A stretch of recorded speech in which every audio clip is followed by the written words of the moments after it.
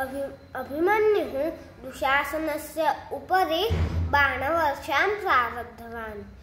अभिमन्योः एकं बाणम् आगत्य दुःशासनस्य वक्षस्थले प्रविष्टम्। दुःशासनः भूमौ पतितः। तस्य सारथी तं गृहीत्वा पलायितवान्। कर्णः दुःशासनं दृष्ट्वा भयभीतः जातः। तथापि सः अभिमन्योः उपरि बाणवर्षां प्रारब्धवान्। अभिमन्युः अपि कर्णस्य उपरि बाणवर्षां प्रारब्धवान्। अभिमन्योः एकं बाणम् आगत्य कर्णस्य रथस्य ध्वजम् अत्रोटयत्।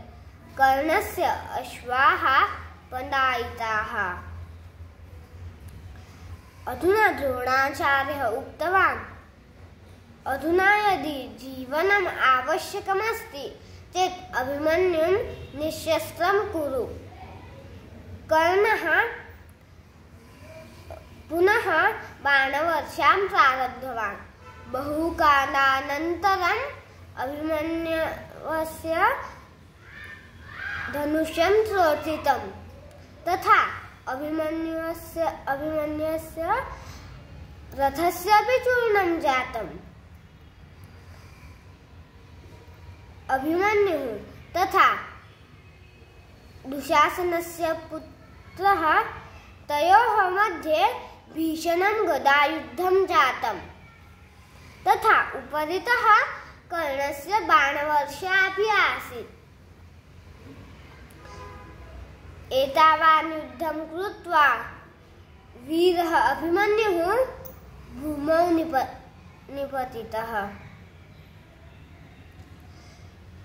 एकः शूरः वीरः सर्वैः कौरवसेनायाः महान् योद्धारः सह युद्धं कृतवान्।